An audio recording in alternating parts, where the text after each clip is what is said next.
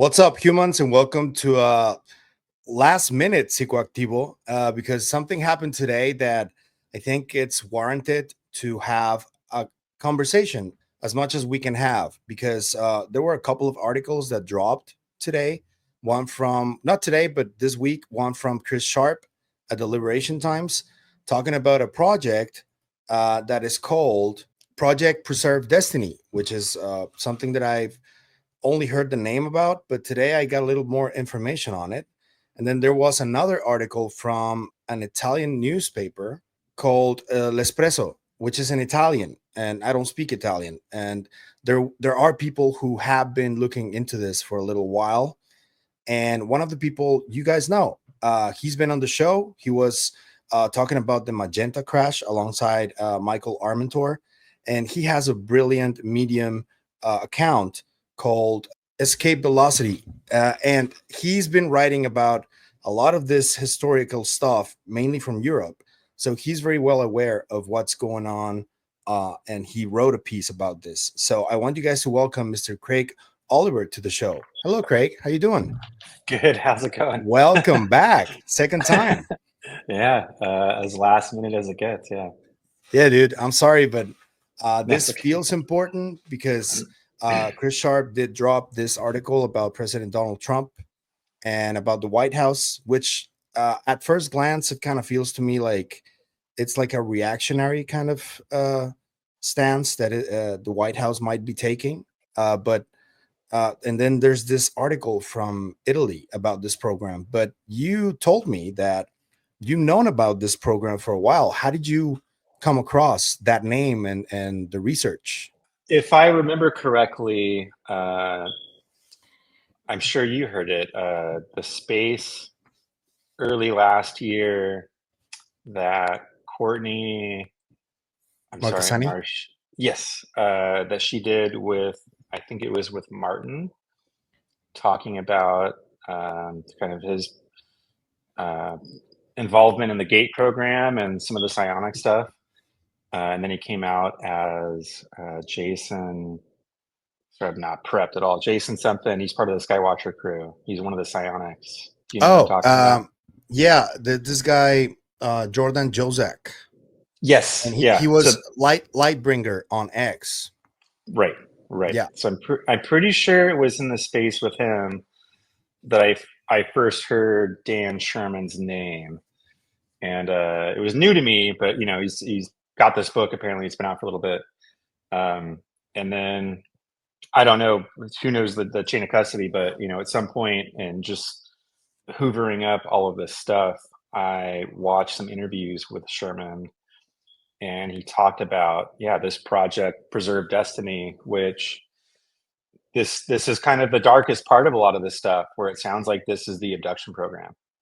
And it Oh, started, my memory of what I heard was that it started about 61, 62. yeah. And so they were abductions of women, maybe young women in the 60s. And then, if you've listened to some of the lore about abductions, um, they started back up in the 90s checking on the kids. That's kind of the basic stuff I remember of this story. That's And disturbing. yeah, yeah, it is. And, I guess my thing last night when I saw it pop up, that Italian article I found buried. And I mean, that's in the Chris Sharp article. That's where I saw it, and so waking up today and seeing it being passed around, like it's not separate. Like that's Chris Sharp's source for one. And so a lot of us have our trust in him, obviously. Yeah. I think he said in his article that he wasn't able to vet the source. And so Yeah. that's its own thing. But, this Dan Sherman narrative of Project Preserve Destiny isn't new. It's been around for a long time, and I think it just, if you were diving in as hard as you could, like I was, this past year and a half, 2 years, it was just another thing that came across, kind of my table. So I guess that what we're talking about here, because this has been known for a while, besides the program, is whether the Italian article has a level of authenticity that can give us more credence to what's going on. Because in the Italian article, Sherman's name is not mentioned at all. And what do you know about this? Do you know? Do you think this person wrote the article knowing Chris Sharp is a source, or vice versa? And why do you think it could have happened that Sherman's name wasn't mentioned at all? That's hard to say, but the fact that Chris picked up on it, considering he doesn't actually tend to link to smaller, or I should say, other kind of parallel independent sources like that, I think says a lot about what he might know. And Yeah, so, this is maybe part of helping introduce, the idea of this narrative into a larger story, and I know that obviously, I mean, so much of this entire journey of disclosure is about provenance, and really, my understanding has been, and this kind of goes along with things that Gary Nolan has said, but I think that we have to intellectually imagine these things first, and so a yeah, lot of this third hand, second hand stuff, you go to Elizondo, you go to Grush, you have a lot of people saying like, we just want to see, let's say the first thing is show us the UFO. That's like the yeah, first basic thing, and then you keep pulling out this whole time into, wait, there's a much larger story going on here. And yeah, yeah, it's super dark and not fun, yeah, but we've been told that. yeah. There are a lot of people who haven't shied away from that idea. In the article, they also talk about 6 levels of secrecy, and I was just wondering. And also, another part of that is the fact that the White House has apparently, according to these 2 articles, been sort of making moves behind the scenes and getting directly to the Oval Office access to special access programs. That's what the article states. And I don't know. What's your view on this? Because everything that's happening with Trump and the Epstein case and all that, uh, to me, it kind of feels a little bit like he's trying to find other ways to try to rectify some of the stuff that he may be implicit or may not be implicit on. Do you see the same thing happening, or do you have a different read on it? I think they might be the same story. I think that's what we're getting at. And I know I Whoa. can't. Yeah, I think it's the same story. And obviously, this is blowing up, and so a lot of people are just wrapping their heads around the notion of Epstein and this massive sex trafficking ring, and even that wasn't. It was talked about a lot online, but wasn't being covered by a lot of legacy media until this breakup with Elon Musk. And Yeah. he tweeted that out there, and he's like, "Cool, you're all over these files. I'm going to go do my own thing." And I noticed it then that a lot of media that hadn't been covering it was then kind of forced to, because you've got the richest man in the world who had teamed up with the most powerful man in the world, and maybe wanted to replace him, whatever, that's its own other thing. But to kind of lob that out there, um, suddenly there wasn't any choice but for for mainstream media to start covering that story. And it seems like, as much as I'm trying to keep up with all of this disclosure stuff on top of everything else outside of it, and then now we're at this, what feels like to me the point of this dam breaking, of the Epstein story, and what this might look like on a larger scale.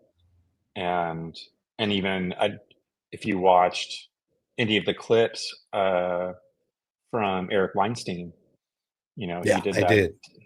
the Diary of a CEO podcast this week, but he's been saying, I mean, I remember, I don't, I don't remember why he started making the rounds last year, but he was talking about his involvement with and knowledge of Epstein, and not in this sordid way, but as a scientist, he'd been asked the island, and that's something that's becoming commonly known, was that he had a lot of scientists around at some point.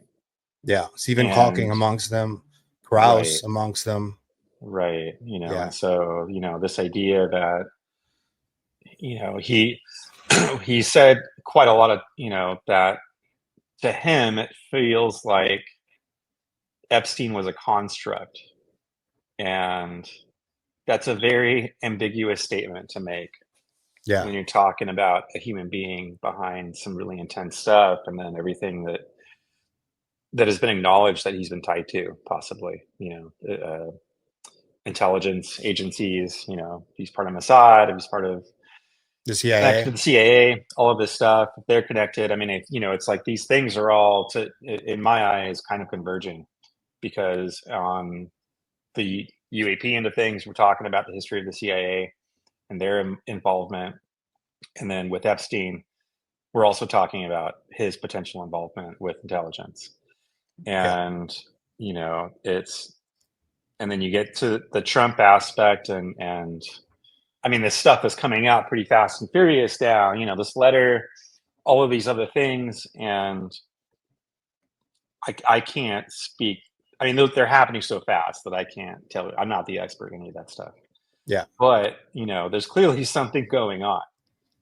yeah. There's no And way around any of that. something that I found really interesting, since I saw Epstein speaking with Rogan. I don't know if you remember that interview, the first one that he did when he spoke about the Chapel Hill anti-gravity conference, where Babson and Banson were like duking it out, sort of, Or you for, mean Weinstein, not Epstein, right? yeah, Eric Yeah, Weinstein. Yeah, Eric yeah, Weinstein. I'm yeah, yeah. sorry. And he's in a unique position because he's privy to all of that happened back then, because he's been studying it ad nauseum. And he's also part of the mathematics department at Harvard, and all the information that is currently flowing there, and historically everything that's been happening there. We can go even to the astronomy department with Donald Mansell. And Right. I would love to be a fly on the wall on conversations that Eric Weinstein is having, because of everything that he's being exposed to, and the fact that he's doing interviews like that right now. And even though he apparently is being cryptic, he's actually pretty clear on what he's saying. Because just to name someone a construct like that, it means, probably to me, what it means is that he's part of a much larger systematic uh, machinery that is, in many cases, I think, and what I came out with from that interview, he thinks it's unbeatable, like a hydra or something. And Hmm. it's really daunting to me. I don't know what you think about that, but Weinstein, would be nice to get him to speak on like a Twitter space or something about all this stuff, get more candid. I mean, you can kind of. I followed the Weinstein stuff, and I've also followed the Menzel stuff, and and the Harvard stuff, and Menzel. If anyone doesn't know who he is, he purportedly was part of MJ12 and part of the kind of the Blue Book disinformation machine.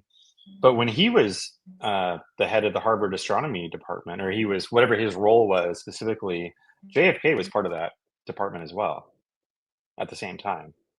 And so any of the stuff we're absorbing about JFK's potential knowledge of a lot of this stuff, um, that can go back possibly to World War II, um, he was there when Menzel was trying to shut this program down. And our friend, Beatriz Valerio, she's the one who's been highlighting a lot of these astronomical plates that were destroyed, and a plate that she found during the week of the DC flyover, in July 1952. And this idea of the vanishing stars, I think, is what it was termed for a long time. Yeah, So that's one aspect that, there's direct involvement with JFK there. And whatever else that these other folks were trying to hide, just the basic acknowledgement there was something else going on. And then you get to the Weinstein part of it, and you brought up, the Chapel Hill stuff. I mean, he's the one who introduced that to Jesse Michaels and Kurt Jaimungal. And I've watched everything they've said about this stuff. I followed that stuff really closely as well last year. and they've been helping spread this idea that, yeah, there were these anti-gravity conferences being held in the mid to late 50s, and there's a larger narrative there about whether or not we had cracked it, and the fact that it was being advertised. And my understanding, even in the last week, digging into that stuff more, is it seems like that was its own. There was possibly a race going on following the Atomic Energy Commission order in 54 for, kind of above top secret um, actions to keep any of this nuclear stuff out of the hands of any other prying eyes. But then in 55, there's a lot going on there in terms of, Area 51 being developed by Richard Bissell, whatever Vannevar Bush was doing at Raytheon.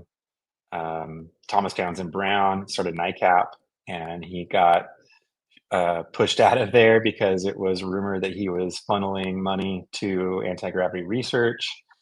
And also the Glenn L. Martin Company started the Research Institute of Advanced Science, and it looks like that was to study anti-gravity, and that Lockheed research went to the Air Force. And so I just feel like there's maybe one giant convergence happening here. And wherever something like this Project Preserve Destiny fits in, you had Grush saying agreements. And those of Yeah. us who've been following this stuff, I mean, that's not new for Grush. I mean, a lot of people, Linda Moulton Howe, et cetera, a lot of people have been talking about this stuff for a long time. And I think that seems like the biggest, most difficult thing to try and come to terms with, is what those agreements meant, abductions for technology, et cetera, et cetera. And so I feel like it's not an accident that the Epstein stuff and this other stuff is coming out at the same time. It kind of makes And sense. also this mentioned constant that since like 2 weeks ago, I started looking at it even more prevalently. This hybrid program, which is also tied to that, and um, I know it gets really woo for a lot of people because it's impossible to prove all of these claims right now if we don't have the full scope of the information, documentation, and all that.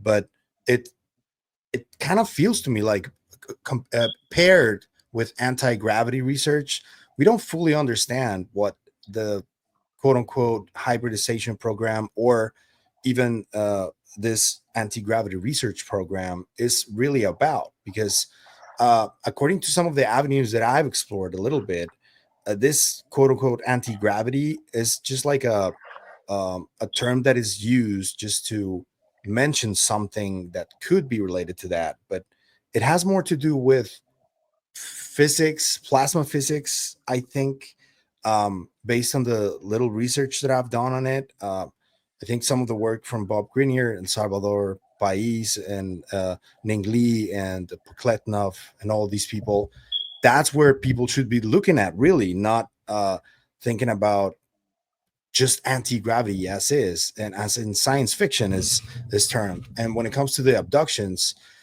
i I don't know why, man, but I kind of have a feeling that it's also connected to whatever religious dogma is driving right now, and I'm not just talking about one specific religion. I'm talking about religious dogma in general. I don't know what you think about that. I think that conversation has to do with who we are and who made us, possibly. And so when you get into the idea of any sort of religious belief, this is my particular God and this is where I come from, versus were we created by something else entirely? I think that's where a lot of that conversation right now is coming down to. Can we, I mean, again, anyone who's been following this stuff has most likely seen that the idea of potential disclosure over the years was nipped in the bud, partly over fear of upsetting religious doctrine. Yeah. That's not new. you can keep. I mean, I was just reading stuff yesterday again about this. And so what does that mean? I mean, that's the biggest thing, right? Is there a God? Why are we here? All of this other stuff, and these, I mean, the biggest questions that I don't know if there's a strict answer for. I don't know if anyone, I mean, maybe some people way up top know. Um, and so there's that side of it, and again, now there's Weinstein making the rounds this week asking, why did Epstein know about my anti-gravity program?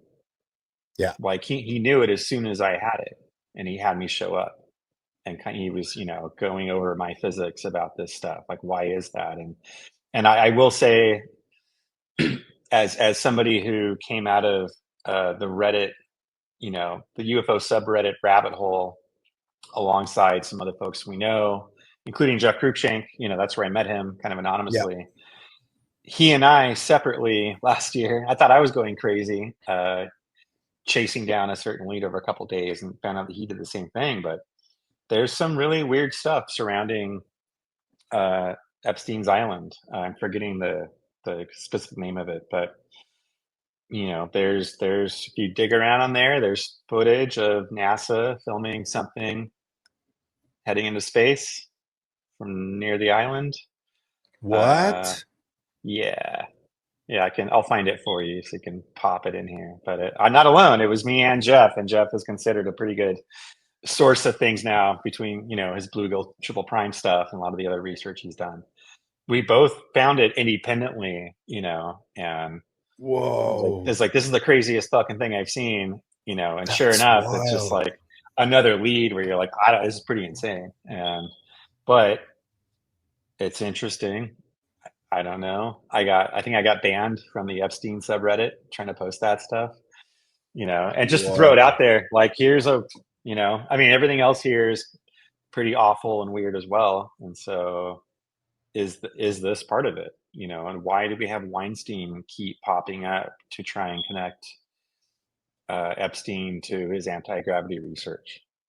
Yeah, and in that interview, he also almost in the same breath mentioned Grush, Elizondo, all the disclosure people involved in this, and he didn't specifically link one thing and the two, but he did mention them throughout the conversation too. And it just tells you the way he speaks between the lines, that he's trying to tell you something more specific, but you got to read between the lines when he talks about it. And that's when I saw that interview he did with Rogan. That's what I felt from him when he was talking about this anti-gravity research and the 52 conference and Thomas Townsend Brown, um and he was like, I don't know anybody of the people from the disclosure movement who's on this. Really, they're investigating it peripherally, but they're not on this. They're not privy to any of this. And I've known about this for a while now. And I'm like, what the hell? That was really, really one of the key moments in all of this for me, when Weinstein opened up with Rogan like that and talked about this. And it's really overlooked. Not a lot of people talk about it. I know that you do. I know that Jesse Michaels does, but it's not like one of the constant conversations in the UFO community sphere at all. And I think we should, because, and for a while too, though, and I don't know how you feel about this. Uh, Whenever this Epstein talk comes to like the forefront, it kind of feels like you kind of shouldn't be talking about it because it gets really dark. And I don't really cover any of that in my show, but I do know that there is a connection. It's very evident. Just seeing people like Stephen Hawking there in those pictures, it's like, dude, they had a hold of the biggest scientists in the world and probably ever, and nobody's talking about it because they are afraid to talk about it. I mean, this is all not good, clearly, and I think we've been living through a series of reckonings for, close to a decade now, involving a lot of this stuff. And, it's kind of that general notion that you have to, I mean, you've brought it up a bunch, but this notion that sunlight's the best disinfectant. It's like we have to address this stuff. Like clearly there Yeah. was something going on with Epstein. Everyone knows that. If Trump was connected, if other people were connected, I mean, there were other people, but whatever that means on, the scale of the rich and powerful elite. I mean, it's real. We don't know who exactly, but some people have a pretty good idea. And so that's one thing that we have to address. The other thing we're also being asked to address for those of us paying attention here is, yeah, I mean, the reality of abductions, a hybridization program, agreements, all of this stuff. And yeah, that's not, uh, it's not comfortable in the slightest, but we have to do this because it sounds like it's real, and then when you get to, let's see, yeah, Weinstein's conversations about the anti-gravity stuff. I mean, my understanding, running back and forth and trying to put together what the timeline in the 50s looks like, I think those conferences, specifically, I think they were 57, 58. And that's interesting because I know you've mentioned it, 56 was, this article about the G engines are coming, and, you 52. know, it was it 52, the Chapel Yeah. Hill? It Okay, was yeah, in because I thought 52. maybe it was right around the time it And was the going article dark. also was in 52. Yeah. Okay. No, the article was 56. Really? Yeah, yeah, yeah. I know that for sure. Okay. Yeah, I Okay. So referenced it at then the time. then I Yeah, yeah, get then I think you are correct, because if they came out at the same time and it yeah. was Mhm. both on 66, 56, I thought it was 52 for some reason. I'll check on it. I think, Sorry. oh, no, no, it's okay. It's just the more I piece it together, the more a lot of this stuff makes sense. That in 52, we had the DC flyover. We had Donald Menzel destroying these astronomical plates. Parsons dies 53, a month before the Parsons flyover. dies, which is maybe whatever that means to the bigger story about, I don't, whatever All he the did that, esoteric aspect of it, it's right, directly tied to it. All the right. Greek writings and the rockets right before every single launch at NASA has that's esoteric in nature. It's Yeah, that's another, as weird as it gets, angle on a lot of this stuff. yeah, Did he open something up? Did Crowley do it before him? Were other people involved in this? You get to the Bohemian Grove aspect and a lot of these other weird things, this sort of like the ritualistic nature seemingly behind the some of this kind of UAP reality. But then we know that that's also true for a lot of this sex trafficking reality. yeah, yeah, And I'm not the expert. I just kind of know the little, the things here and there that I've seen. But yeah, I mean, you get back to the anti-grav stuff, 56, it's being touted. It seems like maybe there was a race behind the scenes to gain control of it. I'm pretty sure it was 57 was that conference. And then as Weinstein has been saying for a while now, and a lot, and I following other folks like Ryan Wood, they talk about that's around the time that the research seemed to go dark when Russia beat us into space with Sputnik. And suddenly we scrambled to form NASA in 58. And then the anti grav stuff wasn't being talked about anymore, and instead we started running a program that depended on Nazi rocket science, basically. And so I don't, you've got these ideologies at play. You've got the war over science at play.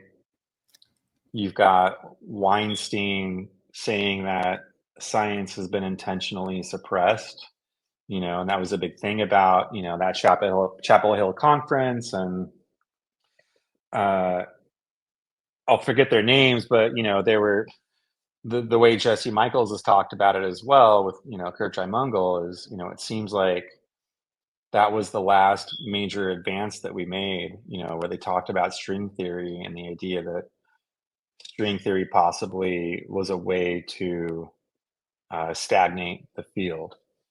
yeah, And now you've got Weinstein just like every day almost now. Just like, no, there's all of this stuff that should have come out a long time ago that was suppressed. And we have, you'll probably remember better than I, but uh, remarks made by folks about suppressed science in this past year alongside all of this other stuff. So many. And also the mysterious cases like Amy Eskridge and all that. Right. And the quote unquote 4chan whistleblowers that talk about this being done to scientists, that they reach a certain level on the research and they crack something and then it's suppressed by some entity and they're not allowed to keep it by going. NASA.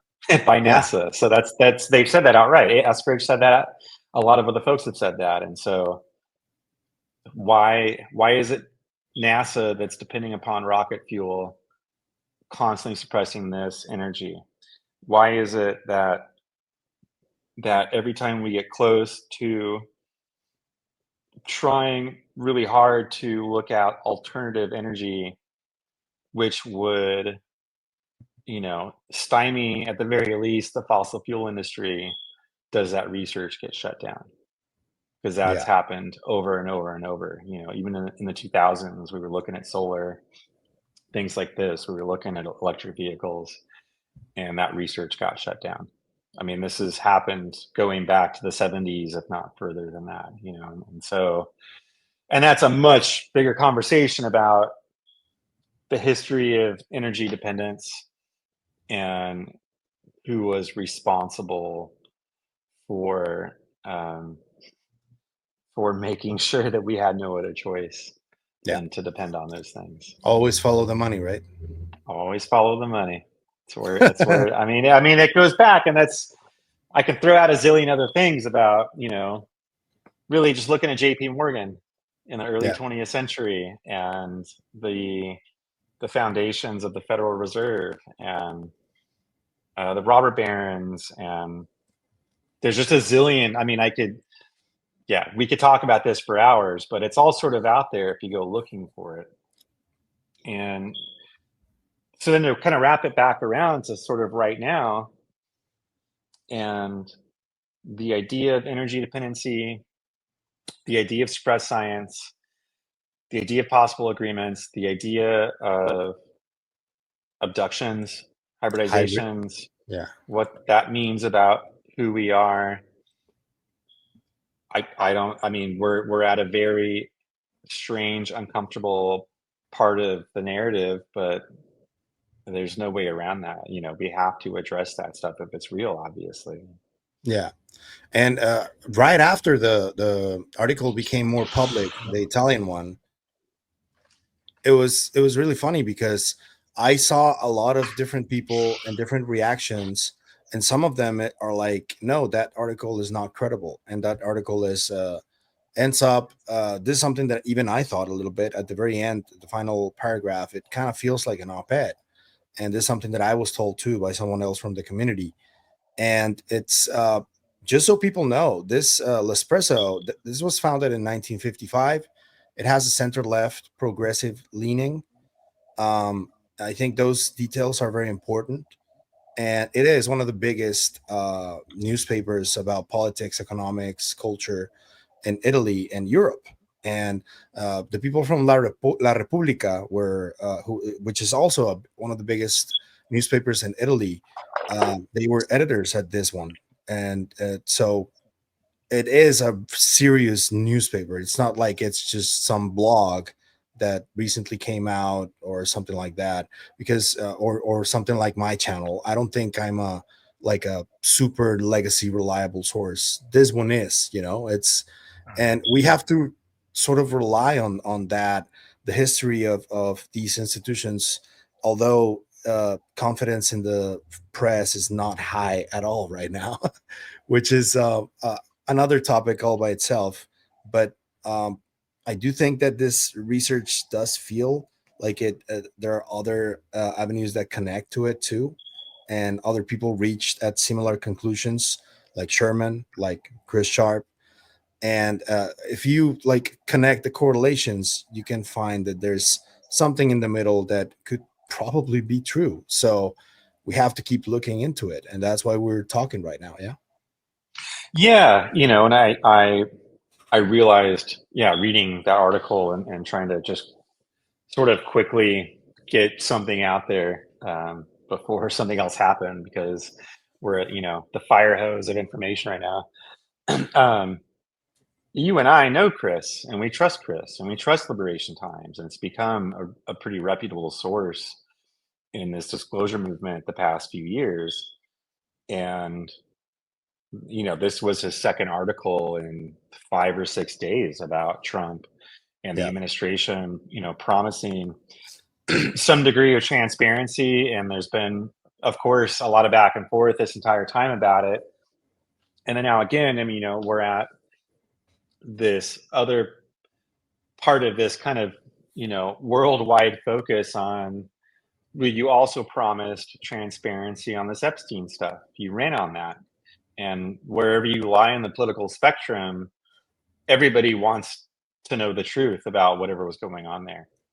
And it's interesting again that these are happening at the same time. And I personally, my intuition, whatever, I don't think it's a coincidence. I think it No. might be the same story. And I think more people are finding that, and even going, watching other folks who don't follow this UAP disclosure conversation.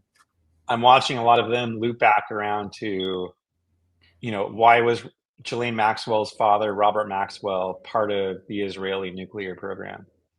Like, that's coming up, and that was started by James Angleton of the CIA back in 48. Yeah. It's like a lot of these things are coming together pretty fast. And Israel isn't even supposed to have a nuke. They still do. Right. And Angleton was part of the Magenta UAP crash recovery story. That's its own, obviously I've been working a lot on that stuff with a few of the folks, but Angleton was a major part of that. He was a major part of the foundation of the CIA, and more people are coming to his name because he also helped form Israel in 48 and their secret nuclear program. And I don't know, I haven't spent a ton of time on that stuff, but it's out there, and I found there's an author that wrote the book exposing Angleton's involvement with that stuff and maybe helped kill his career. And he's the same author who was writing about Robert Maxwell and his involvement with the Israeli nuclear program. And you get to the Israeli space program side of things. I mean, Trump himself came out and said it his first term. Yeah, there's a secret program. I know all about it. You have Haim Shed, the former, I'm probably going to mess it, his defense minister or something along those lines, coming out and just saying, like, yeah, there's a secret space program. And he was the head of the Israeli Space Force. Right. Also. Oh, yeah. Right. And then Trump starts the U.S. Space Force. Yeah. There's a whole lot. There's a whole lot going on here, and it feels like science fiction, but that's where we are. I think it sounds like. And then you add all the political division that is happening right now, and that even adds another layer of complexity that makes it even more difficult, because when you try to look into some of this stuff, you always find these barriers from people who don't like one side or the other, and it becomes complicated to sort of gauge who's really telling the truth, because this division is like sort of by design, in my opinion, and it is because they don't want us to look past that barrier, that political division, which it is what is killing a lot of this information, and preventing us from reaching to it more directly. But I think it's so much is out that it's becoming kind of impossible for them to keep it all under wraps, or quote unquote put the toothpaste back in the tube, right? Right. Yeah, it's again, anyone who's following this stuff closely and following the saga of Arrow and Sean Kirkpatrick and all the way through, now the stuff with Tim Phillips. And I mean, this understanding the players and the willful and intentional obfuscation. It's like every time they do it, it backfires because we know exactly who's responsible for that. We know who gutted the NDAA, the 2023 NDAA. It's like we know, the four horsemen that were behind that. And we know that Mike Turner, especially, who's tied to Wright Patterson, was behind that. It's like, Ohio.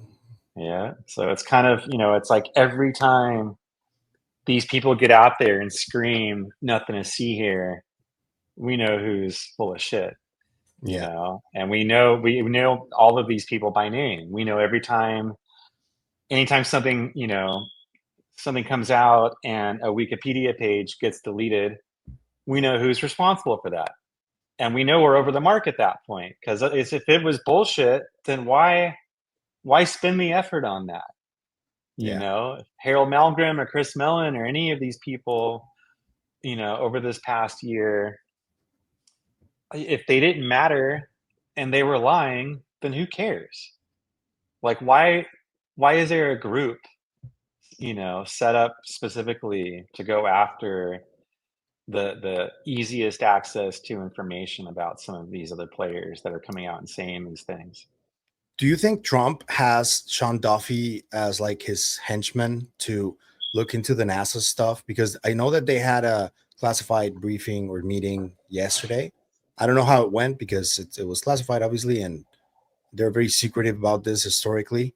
Uh, do you think that was part of what's going on and what was explained in this article about SAPs going directly to the Oval Office right now? Do you think that's part of it? I'm not familiar with the Sean Duffy story at all. I didn't So see any of this. Sean Duffy is the new Secretary of Transport, and Bill Nelson is no longer the NASA chief. Trump Oh, yeah, made Duffy the NASA chief. Like 3 days ago, they were at a hearing on the record, and Burleson, the gift that keeps on giving, I keep telling him, he asked Duffy directly that if he was going to ask about these I UFO did see this. and Yeah. yeah, and they had a classified briefing yesterday. Duffy said it himself. Do you think it's possible that because he was handpicked by Trump, do you think it's possible that it's part of this whole um, takeover, sort of? Because it kind of feels like if it's real, that's what's happening, right? Maybe. Yeah, I don't know. I did see a clip of the hearing with Burleson and him, but I didn't know that's who Sean Duffy was, or his role in any of this. I don't know. I mean, this is so unprecedented, and you can't compare this to anything. Is our president tied to a sex trafficking ring? Does he also know about a UFO legacy program that he's not telling us about? Right? We've got both of these happening at the same time. Again, this feels like part of the same thing. And people are clamoring for just the truth about any of this stuff, because we do have to know, as dark as any of it might be, we have to know what it is and address it, move past it, obviously. And so I don't know. I mean, the Trump side of things is that he, not just he, but really a lot of the folks who have been very used, I'll say this across the board, actually, not just Trump and his stuff, but obviously this UFO stuff. A lot of these folks who are very used to controlling narratives seem to be losing. Yeah. We're in the era of social media where information warfare has completely flipped. And I think that's part of why this is happening now, because, when it used to be that, everything, power, narrative, et cetera, was centralized. Part of my, philosophical take on a lot of this stuff, this is all one giant decentralization effort. And so with any social media, these things spread around so fast that you can't, the CIA or whoever's behind any of this stuff, in terms of trying to tamp that down, they just can't do it anymore. It's not possible. And so even when you get into, like, you can, let's say consciousness, is constantly talked about in this conversation, but you don't even have to go super woo with that. You can just say, like, the more people are aware of a certain truth, the more it moves us in a direction, right? That's a Yeah. very basic fundamental thing. And that goes back to any movement, right? Any civil rights movement over the years, and the various iterations of what that's meant. It's always been about bringing people together collectively to try and move to some new stage. Yeah. And, again, to look at the keepers of the secrets and how they're just kind of announcing themselves now over and Yeah. over and over, and we know them all by name, and I think if you look at the Epstein, Trump, et cetera, this, just let's say this is one grand story about the powerful and the elite.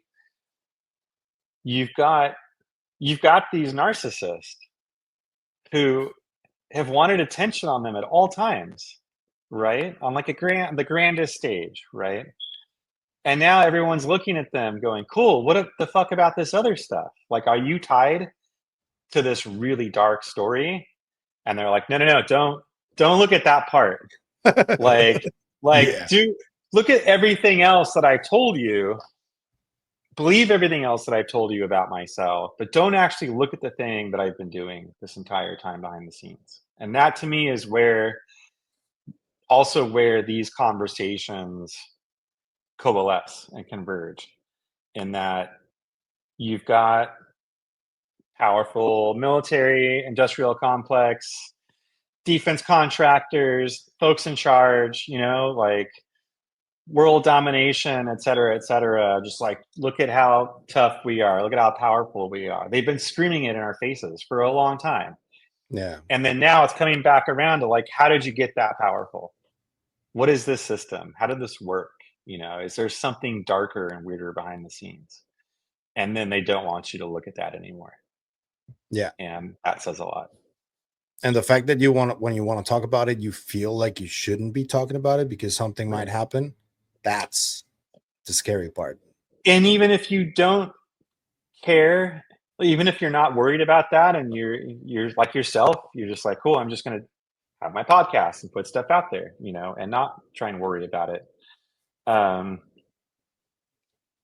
I think there's still a degree of, like, having come out of, again, just some dude on Reddit to now, doing this interview with you right now, just kind of diving deep into this stuff for a while. You have to. Yeah, I've watched the community collectively come around to accepting pretty bonkers stuff. And I Yeah. think that's part of this whole thing. Like, again, like Gary Nolan said, it's like you have to sort of imagine any of this is true first, and I think maybe that's part of the point of the slow rollout and secondhand information. And, you're just like, cool, here's a bunch of stuff that maybe happened. And before we give you the proof and it gets buried because it's so insane, you have to come around to accepting the possibility that this completely outlandish stuff actually happened. The ontological shock. Oh yeah. Oh yeah. It's like, your friend Clint, on Night Shift, I've watched him as closely as anyone else. And I feel like the journey I've watched him undergo probably most closely resembles my own, in that I would watch him talk about these completely wild things and just go, I'm like, this is like a weird sci-fi reality. Like, this is actually real. Like, Yeah. this, you think it's like, reserved for, you know, the wildest science fiction stories that we've read or watched or whatever. But you have to sort of keep coming around to, like, some of this is true, actually. And what does that Yeah. mean? What does Gary McKinnon and the secret space program mean? Any of Yeah. this stuff, these giant bonkers things, and you Yeah. have to just keep coming around to, like, why Gary McKinnon, like, why do they shut him up? Yeah. Like that's the loudest part of that And story. it was so swift too. It was like Right. they went after him. They wanted him locked up. It's so Right. wild. Right. This is why I think the grassroots are the ones that I try to pay the most attention to, because um, that's the effort that looks at this stuff in a more nuanced and detailed manner. And they're the ones that find the most important nuggets of information, in my opinion, because that's and this is something that I keep going back to Tom DeLonge about, because he was like, yeah, I've read a lot of documents that came out of the Pentagon or through FOIA, but most of this stuff is already in the wild. You can find it. You just got to look for it. And Mhm. that's why grassroots is so important. So yeah, you came from Reddit, but I give a lot of what you do and a lot of the work that you and Michael do, for example, way more validity than somebody from that could be a spook, basically, right? So yeah, grassroots is all the way. I think it's gonna be right there when it all goes down, really, and it's going down right now. It's just like Well, I think that's been part of this. I've brought this up a bunch, but Lou Elizondo and Carl Nell both specifically have said multiple times, like this is a, for one, this is a grassroots effort, and two, the reality of non-human intelligence and what that means across the board is going to reveal itself in a grassroots manner. And to me, it makes sense on one angle because this is about an awakening, and you know, you can call it a spiritual awakening that's tied into a lot of this. And this isn't an invasion, obviously.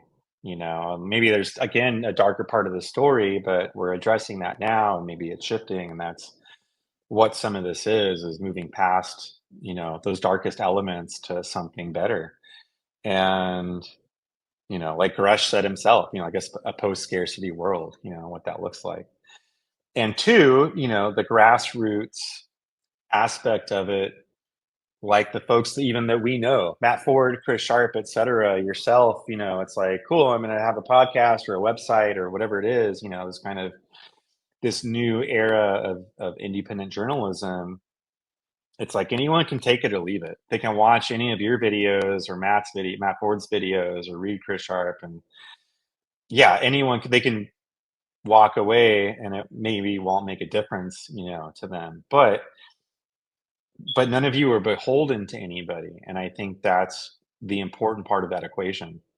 And that it's not just that it's grassroots, but you're truly independent, and so you're not speaking on behalf of some larger power, you know, or some vested interest. It's literally I mean, I guess I will include myself in that. You know, it's like we do this because we yep, care and we want to know what's really going on. You know, that's really the heart of it. And you can get to, I mean, these are all conversations that we just have with each other. Like, oh, this sounds too crazy to be true. And then we yeah. keep leveling up to like, I think that part's true. And then you get to like a crazier thing and you're like, I don't know. That's too crazy. And you're like, maybe that's true too. And so Maybe we just not. keep going, you know, and I think that's kind of, you know, this time to absorb it, you know, for the folks who've been following it for a long time, and then more people keep coming into the fold. You know, I mean, literally you can watch your numbers grow on your channel. That alone means that more people are coming to this conversation. And I've been watching, even just as a data nerd, you know, the podcasts I've been following for the last couple years. So just watching the numbers. And I'm like, oh, and even I asked you earlier, I'm like, are you getting like a few hundred people a day now, at least, like Yeah. new people? And that says a lot, that it's like, you know, more and more and more people are coming around to wanting to know what is going on here, you know, however crazy that might be. And again, you can even go to the Epstein stuff and say, like, whatever this means, however dark it is, we need to know, you know, we Yeah. have to do this because it also has to stop. And maybe that's part of this disclosure conversation, and folks like Elizondo and the rest of them saying, like, yeah, abductions are real, implants are real, this stuff's all real, this is kidnapping. Yeah, and I don't know what that means going forward, but human civilization has a right to know. It's just boils down to that. and And is it possible, I don't know what this means, but is it possible there's a way to stop it?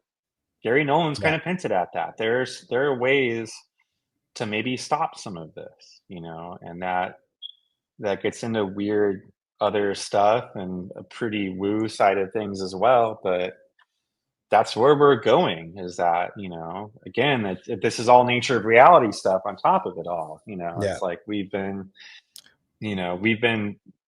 forced into a pretty narrow mindset in terms of just how we live our lives, I've and always what. thought that the best way to stop that, um, all of these like disagreements and bad acting and all that, and really evil stuff, I would say, is just as you were saying about looking at all of these podcasts that keep growing and more people keep being tuned into it. I think that's part of what is helping, because we need to get in the same frequency and entangle everybody knowing the information, and that will instantly make you go like, okay, so now I have to do this in order to help stop that. And if the more we are, the way harder it's going to be for all of those people that have perpetrated all of this for, now I would say, millennia. I would say, um, Yeah, I remember Matt Pines. One of his appearances last year. I couldn't tell you which one, but maybe even years, possibly. But he was asked about what this process looks like, and he said something. He also basically said this is kind of a word of mouth endeavor, in that certain folks have already been attracted to this topic for a long time, like myself, and then a substrate of them are willing to openly, not just openly engage, but openly try and share some of this stuff, as crazy as any of it sounds. yeah, And so you just keep, that's part of kind of this filtration process, in that more folks are catching on to what's going on in this field, and they want to talk about it more, and it just keeps naturally spreading. And for me, I'll say that the more that the rest of the news outside of this seems to, in a way, it feels like it's reaching kind of a singularity, yeah, right? Past abuses, what does AI in our future mean? We're really only talking about a few things now at this point. And so there's not, I mean, as far as what AI in the future and all that stuff means, of course, we don't really know. But in terms of reckoning with the past, it seems the least nuanced that it's ever been. And so if you're paying attention at all, and you have been paying attention, you don't really need to consume a lot at this point. yeah, You don't need to watch hours of analysts breaking down, is sex trafficking bad? Is yeah, exploitation bad? It's like you just keep getting around to like, no, this has been happening. And whatever that web, entails, we have to address that. And so then you start pushing in this other direction. I'm like, oh, cool. What are UFOs and non-human intelligence? And like, what's all this other weird stuff that's like way more interesting than spending hours a day on these in some ways, these kind of like monolithic powers that seem to be falling. Like we know what the monolith is, and we yeah, don't want it to exist anymore. yeah. Man, I could talk to you about this for hours, dude. But I'd love to. Yeah, I thank, guess I have thank, to start my own podcast. thank you for doing this short notice, man. Because I felt it was important, and I didn't think there was anybody better. Because you've been looking at this for a while, so I want to thank you for that. And I also want to have another conversation with you later about your history, because I think that's an interesting one. And I think that it would be cool if people knew about it a little bit more. And I think it's part of the reason why you're driven to investigate all of this. So, but we'll leave that for a different conversation. Are Sure, you I'd okay be with happy that? to. Yeah, of course. I would just say, as far as, to circle all the way back around, anyone curious about the Dan Sherman stuff, just watch. If you're really interested, watch his interviews and see how you feel about it. Yeah. And it'll click or it won't, but I think these, again, I mean, so much of what we've been consuming are literally just interviews and people Yeah. saying stuff. And then you kind of go from there, you know, like, could this be real? This sounds pretty wild, but maybe. And then people start talking and, you know, sharing information and timelining stuff, which is about a lot of what I've been doing. So. And the article that you wrote, I'm going to leave it in the description. You got a lot of those interviews there. You put them there. And I'm also going to leave the Italian one and the Chris Sharp one. So guys, so folks can check it out. But for now, I want to thank you for your time. Tell us where people can find you and what you got going on soon that you want people to know about. Yeah, I guess I'm kind of ground flooring it still. I've got a Medium account called Escape Velocity. I'm trying to stay more active on there because a lot's been coming out. I'm part of a research team and documentary effort with my main research partner, Michael Armentor, digging into the 1933 Magenta, Italy crash fuel case. You did that nice interview with us a few months ago. And that seems to be kind of speeding up nicely. And yeah, I run a thing called the Magenta Project. So just, it's not really me being super active, but you know, TikTok and Twitter and YouTube, I have stuff under there. That's all the Magenta Project that follows the case, but also just other things I see that are interesting, because I feel like we are at the fire hose portion of this, and things clearly get lost in the shuffle. You know, like this, even, you know, you hadn't heard of this. Yeah, And the I folks that hadn't. we talked to, some of them hadn't heard of this. A And I'm lot like, oh of yeah, people that are going to watch this interview, they hadn't heard of this. I can guarantee yeah, you, and yeah. it's going to be wild. The reaction in the comments, I can't wait to hear what people have to say, because it's a wild one. It's a wild connection. And what I happened? think Whatever's happening at the Oval Office, I wish I was there just to see what's going on. I think either besides or alongside or in tandem with this idea of the breakaway civilization and a secret space program, it sounds like this might be as crazy as those are, if not part of the same story. So, And way darker too. yeah, Yeah. but the people have been saying this stuff for a while, you know. Yeah. Time to look at it. Yeah. Thank you, Craig. Yeah, I'll leave everything in the description, of course, but you guys know what to do. Like and subscribe and go follow Craig. And I'll see you in the next one, Craig. Thank you very all right. Thanks, much. buddy. Yeah. Thanks, All man. right. I'll Take talk to you in care. a bit. Bye. All right.